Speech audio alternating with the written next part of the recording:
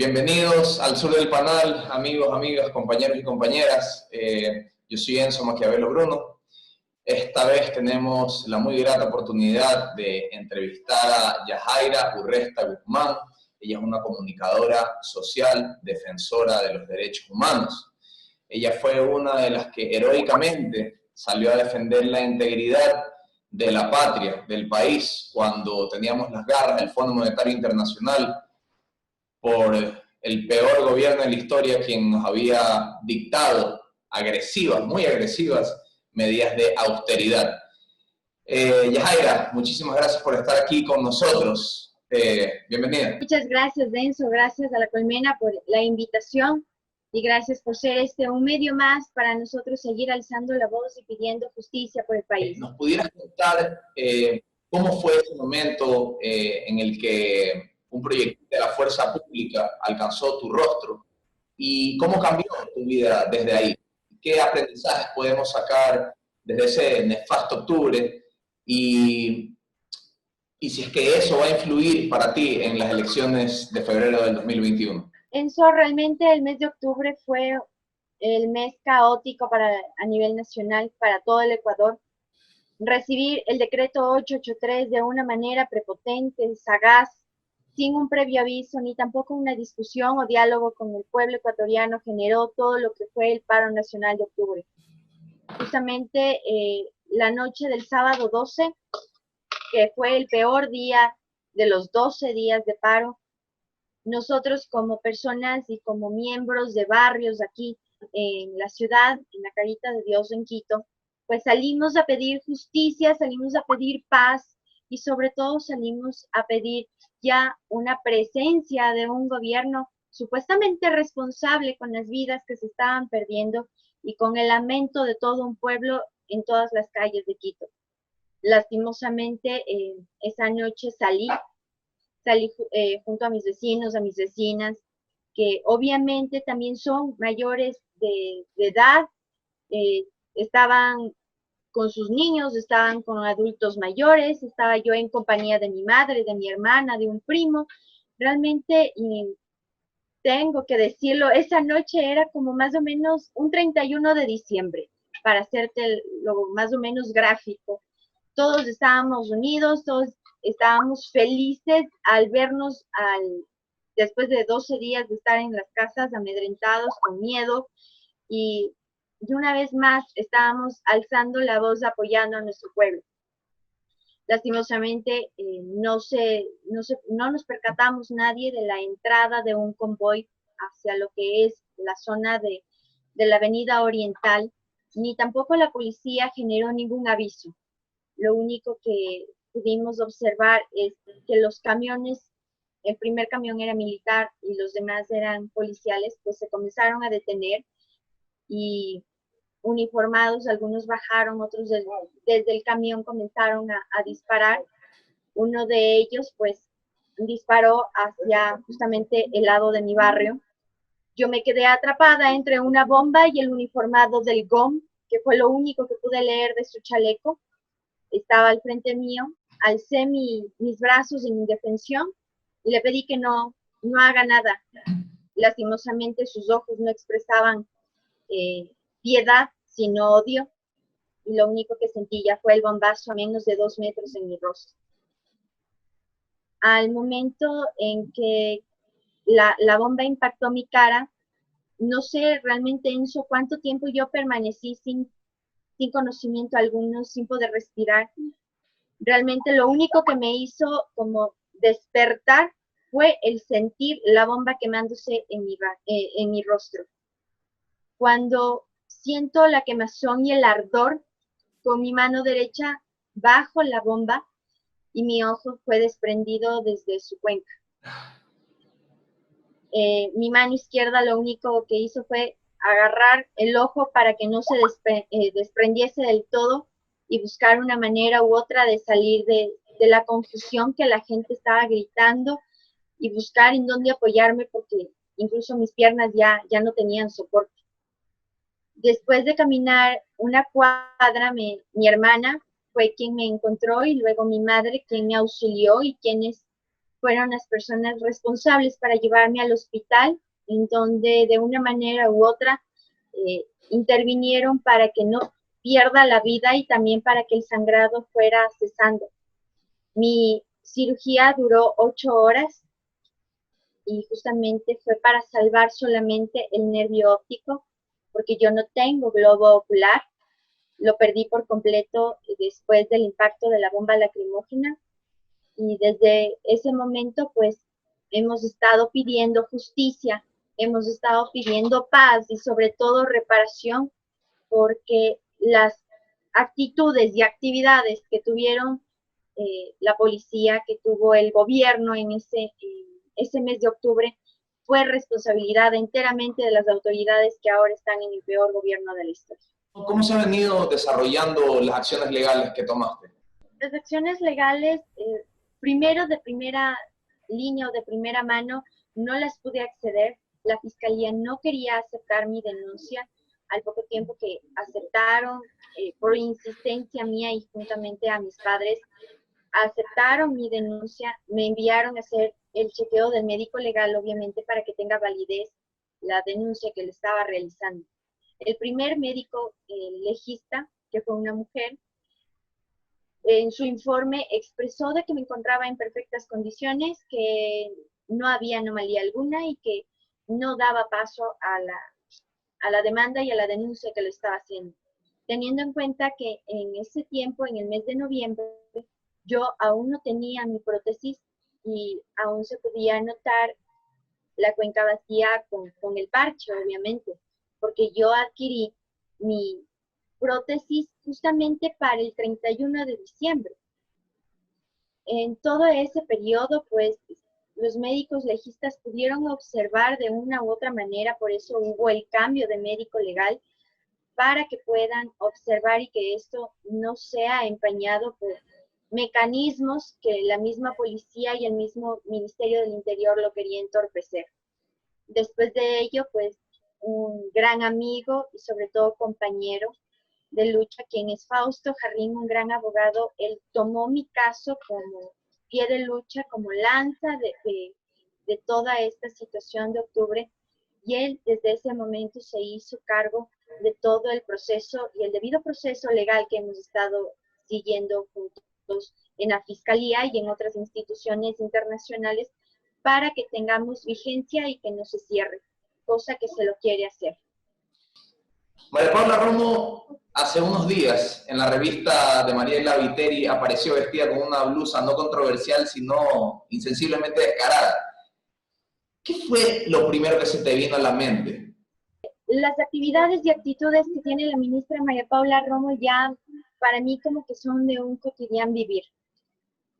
Justamente el 29 de octubre nosotros tuvimos una reunión con ella en donde se apenó al principio de escuchar mi relato, pero de la misma manera nos explicó que estaba teniendo en trámite todas las anomalías mentales y de sensibilidad que los policías habían tenido durante la época de octubre y que por ese motivo, pues, en nombre de la amistad, que mejor diga qué es lo que quiero o cuánto es lo que yo deseo. Creo que fueron las dos preguntas más insensibles e inhumanas que se pudieron expresar.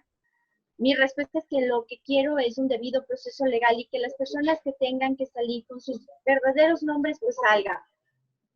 Y que yo no me puedo vender porque no soy la única persona a nivel nacional y latinoamericano que habíamos perdido un ojo.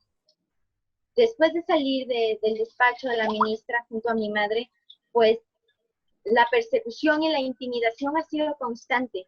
Mi familia ha sido amedrentada, ha sido amenazada de muerte. Por ello, cuando este domingo la revista Viteri, con su edición número 18, expone y sobreexpone la figura de la ministra María Paula Romo, colocada esa blusa, y con una chaqueta en blanco, porque la lectura va más allá de solamente la blusa, genera y expresa todo lo que ella ha sido. Una cosa es decir, soy defensora de los derechos humanos, pero mis actitudes no lo expresan de tal manera. La imagen habla por sí sola y tú, Enzo, como comunicador, tú me sabrás entender que al colocarse un rostro de una mujer sangrante sin ojo, no solamente expresaba mi cara, mi rostro y sobre todo la pérdida de mi ojo bajo el accionar de la policía que ella comanda, sino que expresa el dolor latinoamericano y ella se sobrepone una chaqueta blanca en donde también expone su poder, su sobrepoder en el Ecuador y que ella es intocable. Realmente me genera indignación, me genera repudio total, porque nuestro sufrimiento iba a quedar simplemente en unas cifras si nosotros nos callábamos, o con el pasar del tiempo y con la pandemia se iba a ir olvidando fácilmente. Pero después de ver esa imagen, después de saber todas las cosas que se han dicho, incluso su entrevista al día siguiente con Tania Tinoco, Tania le mencionó sobre el tema y dijo que realmente al que le duela, pues que le duela, que ella no va a estar pendiente de lo que la gente crea o piense de las cosas que ella se va a poner o que va a revestir. El importismo de la vida, la falta de humanidad, la sobreexposición de su poder y la falta de solidaridad son parte ya de su accionar, son parte de su personalidad. Y justamente por ello es que la fuerza que antes la tenía para levantar mi cara y seguir alzando la voz ahora es mucho más fuerte, no por mí, sino por todos los que perdimos ojos, por todas las familias que quedaron desamparados sin sus familias, porque cayeron muertos sus familiares, por todas esas personas que siguen soñando con un Ecuador libre y que si seguimos con este tipo de gobierno, la masacre va a ser mucho mayor y nosotros no vamos a ser discapacitados de la patria, vamos a volvernos mártires porque vamos a volver a salir a las calles a pedir justicia y sobre todo libertad para nuestro país. Déjame felicitarte, ¿no? Porque sabemos que eres candidata ya a la Asamblea por el Distrito Sur de Quito, me parece. Yajaira Orresta Guzmán, vacancísimo. Va a ser increíble tenerte en una curula ahí. Querida Yajaira, te vamos a estar apoyando con la mejor de las energías, como siempre, ¿no? Apoyándonos entre todas y todos. Ya pasándonos a otra institución, a otro tema. ¿Cómo evalúas sobre la gama legal el trato que se le ha dado a Rafael Correa por parte del CNE hasta ahora, al no procesar su candidatura, cuando ha cumplido con los requisitos que el mismo órgano electoral le pidió, a excepción de, claro, de su presencia en el consulado ecuatoriano en Bruselas, pero eso entendemos que el mismo Departamento de Salud de Bélgica, ¿no?, le dio una orden de cumplimiento de cuarentena, así que por obvias razones no es que se puede salir y puede ir y dame un ratito, espérame, ya vengo, no. Entonces, ¿cómo evalúas ese proceso que se ha desarrollado? Enzo, la nacionalidad ecuatoriana se ha forjado justamente por miedos y por empatías, por trampas y por maneras dignas de salir también. Y justamente ahora nuestra historia se vuelve a repetir. Hace 500 años atrás, pues nos colonizaron de una manera cruel y satánica casi, y de la misma manera se lo está haciendo ahora. El hecho de querer comprar nuestras mentes, el hecho de embaucar a las instituciones, de no permitir que las instituciones gerencien o tramiten de una manera apropiada, atados a la Constitución, estamos viendo que realmente todas las instituciones responden y van a la lid de lo que es Lenín Moreno. Lenín Moreno no desea una democracia. No vivimos un Estado de Derecho, estamos viviendo una dictadura constante y justamente es lo que se está viendo tras el caso de Rafael Correa Delgado. Él ha cumplido todos los trámites, ha cumplido todo el papeleo, incluso con el consulado en Bélgica, ha presentado los documentos con las respectivas firmas y sellos secos, que son los que más se pierden tras los trámites burocráticos, pero aún así no se lo permite porque no estamos en un Estado de Derecho. La libertad está siendo coartada de una y mil maneras, y realmente Moreno teme a que todos los grillos de su olla salten si Rafael Correa Delgado pisa este país. estamos viendo que incluso la Asamblea Nacional, con mayoría de votos, está pidiendo la renuncia y la destitución de María Paula Romo, y aún así el Ejecutivo no lo ejecuta, no lo gestiona y mejor le da un sobrerespaldo a María Paula Romo para que ella siga en su poder. Son cosas que nos dan la lectura de qué país estamos viviendo y sobre todo el empeño de nosotros para salir a luchar por él. Tampoco es coincidencia de que Roldán nos haya amenazado a todos los candidatos por la Revolución Ciudadana, a todos los candidatos hacia un progresismo de nación, en que se nos va a apresar, en que se nos va a enjuiciar y que incluso se nos va a desterrar del país en caso que se fuese necesario. Son cosas que no van aisladas, que todas ellas van tomadas de la mano, y es porque justamente los 25 de la ruptura hicieron que país, Ecuador, se rompa. Estamos teniendo graves problemas en las Islas Galápagos, en donde está Norman Ray, parte de los 25 de la ruptura, y es porque todos hicieron un cúmulo de ocio, un cúmulo de odio y de venganza, y no tiene saciedad alguna todo ello. Por ese motivo es que inician topando pilares fundamentales a líderes que nosotros los consideramos de esa manera, y te agradezco, Enzo, esta oportunidad y este espacio para enviarle un fuerte abrazo a Rafael Correa, porque él, desde los pocos minutos que se enteró que a mí me habían bombardeado, pues él llamó a mi familia, él me llamó y se apersonó del caso y me dio toda su solidaridad, caso contrario de este gobierno quien tiene el poder del Ecuador. Por ello y por mucho más, hay una palabra que se ha perdido durante este tiempo y que se llama lealtad. A la lealtad creo que se la tiene que rendir mucho respeto y mucha constancia, y por ello es que a Rafael Correa Delgado y a Fausto Jarrín, mi lealtad constante, porque ellos, incluso amedrentados, siendo perseguidos, brindaron sus brazos y sus manos al servicio del pueblo. E incluso a verme a mí como una persona que necesitaba la ayuda constante, porque la justicia realmente está enceguecida aquí. A nosotros, a los ciudadanos y ciudadanas de Enzo, nos sacaron los ojos, pero en realidad los que se sacaron los ojos, tanto físicos y del alma, fue este gobierno y sobre todo de Lenín Moreno. ¿Crees que la alianza Creo, Partido Social Cristiano, representa la misma amenaza competitiva a nivel electoral que tenía hace algunos años? ¿Se ha elevado, o sea, su fuerza, o sientes un debilitamiento dentro de esa coalición? Como persona de izquierda, creo que desde antes de octubre, Moreno estaba afianzando la figura de Nebot y estaba siendo muy fuerte a nivel nacional. Llegó octubre y los discursos de Nebot sobre su tarima, junto a Cynthia Viteri, fueron muy despectivos hacia la gente del campo, hacia los indígenas de nuestros páramos, y eso debilitó demasiado. No sé cómo se haya visto o cómo se haya palpado en Guayaquil, pero aquí en Quito, en la sierra, se palpó de esa manera. Hubo un distanciamiento total.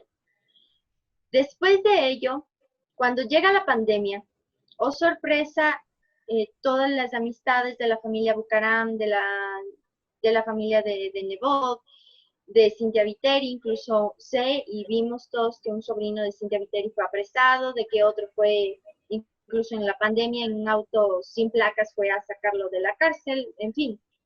Todas esas cosas pudimos palpar y ver el poder que ellos tienen y sobreponen de la misma manera en la provincia del Guayas. Después se fue desmenuzando el tipo de vivir, el tipo de amistades, el tipo de vínculos, y sus imágenes fueron deteriorando mucho más cuando Lazo se expresa de una manera hacia la economía familiar sostenible, pero sin él saber ni siquiera cuánto vale una libra de arroz en la tienda o cuánto vale un pollo amarillo, porque no distinguía si era pollo amarillo o pollo blanco en los mercados. ¿Cómo puede llegar un presidente de esa magnitud que ni siquiera sabe qué es un pollo amarillo, un pollo blanco y cuánto es la diferencia de costos de ambos? ¿Y cuánto vale el Y litro de leche? ¿cuánto vale el litro de leche? El señor dijo que para eso estaban las mujeres, literalmente lo cito. Una mentalidad machista, una mentalidad que sostiene su cúpula de poder y sus cuentas bancarias, van a generar mucha más pobreza de lo que el Ecuador ya tiene.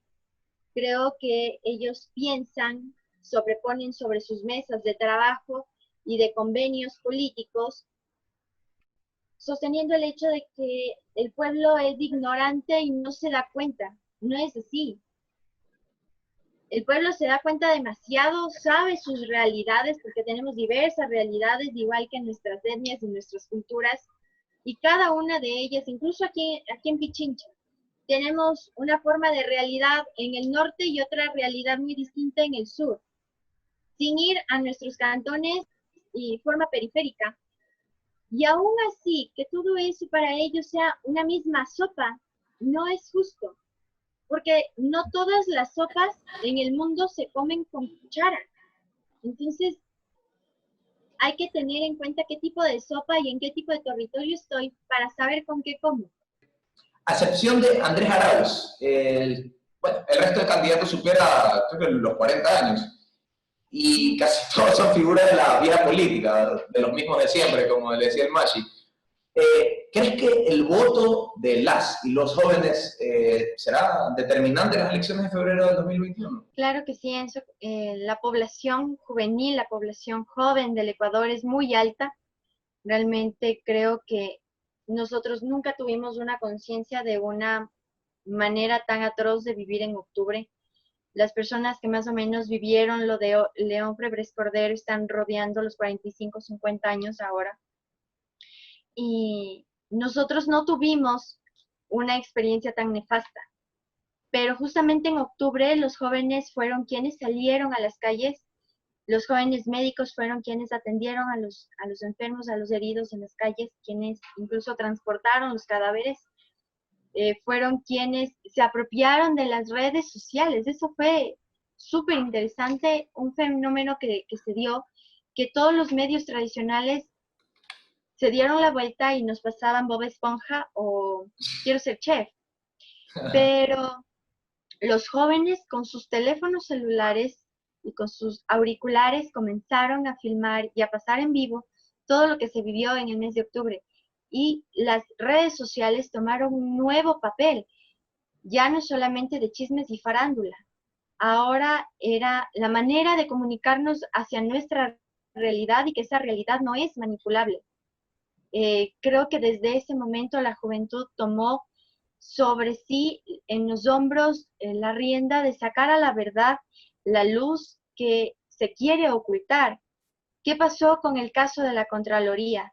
Fueron muchos menores de edad apresados porque se les inculpó de haber quemado la Contraloría justamente el sábado 12. Los jóvenes que estaban cubriendo el paro de octubre, ellos bajo sus filmaciones y enlaces en vivo, trasladaron las imágenes de que quienes estaban quemando la Contraloría era justamente la misma Policía Nacional. Esas cosas hicieron que incluso el seguro que cubre al edificio de la Contraloría, pues no lo cubran y aún siga eso botado y quemado, roto y hecho toda una tontería.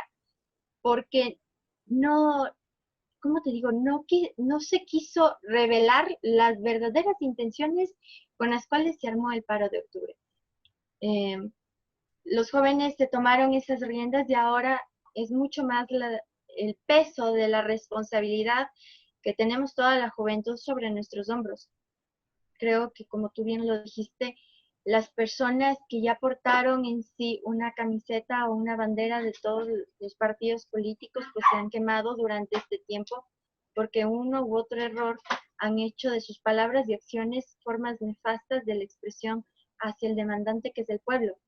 Por ese mismo, los resultados y los pedidos de todos es que las listas sean nuevas, que los rostros sean nuevos, de gente preparada, de gente patriota, que ha comprobado de una y mil veces que primero da la vida por su pueblo, da la vida por su país, y segundo, que no vamos a ser personas para las coimas. Eso es lo que la gente quiere, no personas que bajo el símbolo de dólares pues se venda y véndale a la madre también. Entonces, son resultados que la juventud tenemos que irnos apropiando, tenemos que apropiarnos de la responsabilidad de la construcción de un país y sobre todo de la dignificación de nuestros derechos. Ahora vamos a pasar a los dos últimos puntos. Ay, ay, ay. ¿No crees que el gobierno ha utilizado esta pandemia para, bueno, ya vimos que Richard Martínez, sabiendo que había una pandemia de por medio, prefirió cumplir sus compromisos internacionales con el Fondo Monetario Internacional, desembolsando 324 millones de dólares que tuvieron que haber sido implementados en el sector de salud? Y ni siquiera lo fue así. O sea, nosotros claramente tenemos un gobierno que favorece, ¿no?, a las grandes multinacionales, a los grandes intereses especiales y a la banca, ¿no? ¿Cómo pudo una persona, o sea, solo con sangre fría, poner de la plata de los ecuatorianos, pagar una deuda, o sea, que es ilegal, ¿no? Porque según a los informes del mismo Banco Interamericano de Desarrollo, según a los mismos informes del Ministerio de Economía y Finanzas, que J. Lloret, me parece que el año pasado, hace 2 años, expuso a Richard Martínez y mismo lo confrontó. Le dijo, señor ministro, compruébeme si que me estoy equivocando, ¿no? Que los niveles no solo pasaban del 27,7%, no me acuerdo cuándo estos tipos habían dicho que había un déficit como por 70.000 millones y después bajaron, decían que había 65.000 y se enredaron. En todo caso, ¿no crees, Yajaira, que el peor gobierno de la historia ha utilizado esta pandemia de manera vil en contra de los ecuatorianos para agilizar su agenda de compromisos internacionales y al mismo tiempo teniéndonos a las ecuatorianas y a los ecuatorianos encerrados en la casa, no porque ellos se preocupan de nosotros, sino que aprovecharon la oportunidad para hacer y deshacer con la Constitución, con la institucionalidad del país, ¿no? Y mientras que ellos seguían, bueno, repartiéndose en los hospitales, el IES, la Corporación Nacional Eléctrica del país, y cumpliendo con sus jefes en la banca internacional. Voy a dar esta intervención iniciando con una de las prioridades en los pensamientos que se tuvo al inicio de esta pandemia. Se creyó y se tenía en cuenta de que nosotros del pueblo íbamos a salir corriendo hacia los lugares de abasto durante la pandemia para sacar todo y robarlo. Pues todos nos llevamos la grata sorpresa de que no fue así. Mejor el pueblo asumió la responsabilidad y nos quedamos en casa. Como decían algunos compañeros aquí en Quito, pues chupándonos el dedo, pero estando en casa. Y mejor las oligarquías y los grupos de poder, ellos fueron quienes salieron a robar. Con toda esa visión y con toda esa alarma que se dio durante el COVID. En su totalidad, sí, Enzo, el gobierno nacional creó una sobreesfera de la ya armada de la pandemia, y sobre esa sobreesfera ligó todas sus formas maquiavélicas de corrupción, de robo, de asalto al país, y de una manera u otra tenernos a nosotros con miedo, con pánico, sobre la mala utilización de los recursos, sobre el hecho de que los medios de comunicación pues no transmitían las realidades, y tú sabes que el conocimiento es poder. Totalmente. Si tú sabes lo que te pasa, si tú sabes tu realidad, sabes en qué piso de huevos estás pisando. Pero si no sabes, si te maquillan las encuestas, si te maquillan el número de muertos, de enfermos, de contagiados, obviamente no sabes en qué grupo de batalla te estás encontrando, ni mucho más a qué te vas a enfrentar si es que sales a la calle. Un momento se colocó en tela de duda de que ponte guantes, no te pongas guantes. Algunos países en Latinoamérica, como Estados Unidos, ponte mascarilla o no te pongas mascarilla.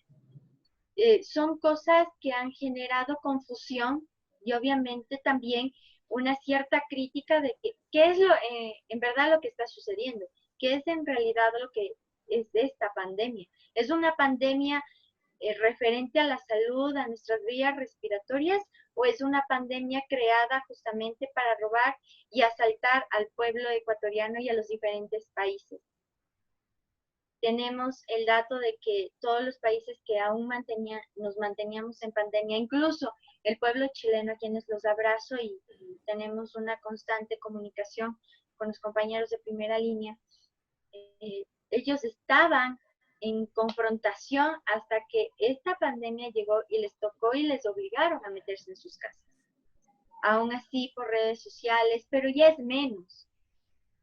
Pero también queda ahí como que la crítica y el enlace que tenemos que hacer con lo que se nos está diciendo estos últimos días, que ya las playas ya se van a abrir o ya se abrieron, que los lugares de diversión y distracción también ya tienen todo un proyecto para volverlos a abrir, que incluso las piscinas y los lugares de recreación infantil también. Y de la misma manera la ministra de Educación, que más o menos hasta el mes de diciembre pretende tener a los niños en casa y que luego pues acudan a las escuelas. Son mecanismos que no sé si es para afectar a las votaciones en el 2021, porque si hay más números de contagiados y muertos, eso se va a deteriorar y se va a aplazar, o quieren justificar el hecho de un desembolso más del FMI con un número más de contagiados. Realmente no sabemos a qué mentes tan maquiavélicas nos estamos enfrentando. Es una manera psicópata de tratar las diferentes realidades y una forma tan atroz también de tener adelante a las personas que han hecho daño y les están poniendo en cárceles, realmente son hoteles, o ahora lo que está de moda es ponte el grillete y ándate a tu casa. Entonces, son cosas que si a ellos los cogieron infragantes, los cogieron con los insumos en sus casas, les arribaron cuando fue eso de la avioneta con Daniel Salcedo, con tantos miles de millones de dólares en avioneta, y se cree que es un joven empresario muy, muy impoluto, es virgen, casi. Y, por ejemplo, el caso con Cecilia Niemes se cerró y todas esas cosas no se conciben. Ya te digo, no sé en realidad cuántos años tengas, Enzo, pero no creo que los dos tengamos una fortuna de billones en la cuenta, porque decimos que somos jóvenes empresarios, o como Gabriela Pazmiño con un puesto de hamburguesas en Guayaquil quiere justificar las mansiones que tiene en Miami. Yo quisiera tener ese poder de traer a la gente a que consuma tanta hamburguesa para poderme comprar un departamento en Miami. No se sabe con qué mentes estamos tratando, pero que son mentes normales y naturales, no. Para terminar, la verdad es que me ha encantado, en serio, tener esta oportunidad de haber conversado contigo aquí en nuestro segmento Al Sur del Panal. Vamos al último punto, porque también es súper importante, porque te quiero escuchar. ¿Qué es lo que te motiva para seguir luchando? ¿Y cuál sería tu mensaje para todas y todos quienes salieron en octubre a expresar su descontento ante el peor gobierno en la historia? Creo yo, Enzo, que todos los ecuatorianos y las ecuatorianas de por sí tenemos un alma patriótica interna. Creo que Sucre, Manuela Sáenz no se murieron, siguen dentro de nuestras venas, y justamente por eso es que somos rebeldes y por ese motivo es que no nos dejamos ver la cara. Lo que me motiva realmente a continuar tiene nombre y apellido y se llama Joaquín Trujillo. Es mi hijo. Quiero dejarlo a él y a todos los niños ecuatorianos un país digno, que dignifique sus derechos y que no vulnere ni los derechos de ellos ni de sus familias. Porque si queremos que nuestros niños crezcan en paz, sin más psicópatas que se crean superiores, tenemos que primero sostener a las familias. El punto cero del cambio somos nosotros mismos, dentro de casa. ¿Cómo puedo yo ir a la Asamblea Nacional y pedir que esté limpio o vaciado si en mi casa lo tengo desorganizado y ni siquiera baño a mi hijo? Entonces, el punto cero es desde mi casa. Si me gusta vivir bien, pues trato a la vida de la misma manera con que me gusta que ella me la trate a mí. Y justamente ese es el punto centro que nosotros vamos a tratar como equipo, en especial Yajaira Urresta con Andrés Darauz. Estamos programando y proyectando sostener la Secretaría de la Verdad, la Justicia y sobre todo una palabra que se está perdiendo, que es la dignificación, y en ello resaltar los temas emblemáticos de nuestro país, casos que se han archivado, incluido los de los hermanos Restrepo, lo de David Romo, un gran amigo y compañero que está desaparecido aún, los casos de octubre, los casos de la pandemia, miles de familias que quedaron realmente en la vía pública y nadie les ha dado nada, ni siquiera un acompañamiento psicológico para sobrellevar todo lo que se ha vivido. Creo yo que los derechos humanos no son un pedido de miseria ni de lástima. Muchas personas dentro obviamente, de una postura diferente política y de criterio sociológico, han tildado de que Rafael Correa pidió mi candidatura por pena o por lástima. Realmente creo que son palabras muy duras, pero todo se toma de quienes vienen. Y no queremos causar ni pena ni lástima. Lo que sí queremos causar es un cambio en nuestro país, un pedido constante de justicia, de paz y reivindicación de nuestros derechos, que la persecución y la intimidación no sean armas ni herramientas de estos estados fascistas neoliberales, que lo que queremos es una proyección hacia lo que somos nosotros, un Ecuador equinoccial, con vista al sol. No el hecho de que nacimos en Ecuador es coincidencia. Creo que todos los que nacimos en Ecuador es porque nacimos viendo al sol y con la frente en alto. Y si nacimos de tal manera, pues nunca la vamos a agachar. A pesar de que nos quieran meter la idea de que Ecuador es una hacienda y que ellos son los capataces y nosotros los peones. No es así. Este pueblo, este territorio es digno, es beneficioso para todos, es muy rico y muy culto. Y justamente eso es lo que tenemos que resaltar. Como mensaje final, Enzo, primero agradecerte a ti por enlazarte conmigo, por generar esta conversación, este debate que ha sido muy lindo, muy fructífero. Realmente es algo muy emocionada de haberte conocido. Espero conocerte acá en Quito. Yajaira Urresta desde ahora es tu amiga y nunca me veas, y es lo que menos quiero, que nadie a mí me vea dentro de mi mensaje final, si es que llegamos a la asamblea como una autoridad. No creo en esas cosas, no es que sea anarquista, pero no creo en eso. Simplemente es un puesto de trabajo de servicio al pueblo, nada más. Y sabiendo que somos servidores del pueblo, pues de hacer de la manera más dignificante, pedir la unidad, pedir una conciencia de voto, que no nos convenzcamos de la manera tan atroz que nos dicen que el voto no es digno ni tampoco es obligatorio. Sí es obligatorio porque estamos en un momento histórico que muy pocas veces en toda la temporada de vida que tengamos pues se va a repetir. Estamos justamente en una época histórica en las cuales estamos pidiendo que nuestro país se vuelva a liberar de estos yugos neoliberales fascistas y con el voto daremos la libertad.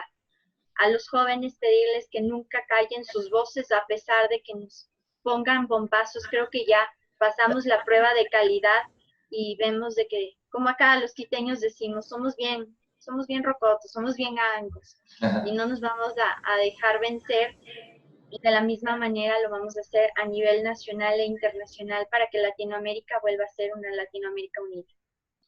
Muy bien, Yajaira.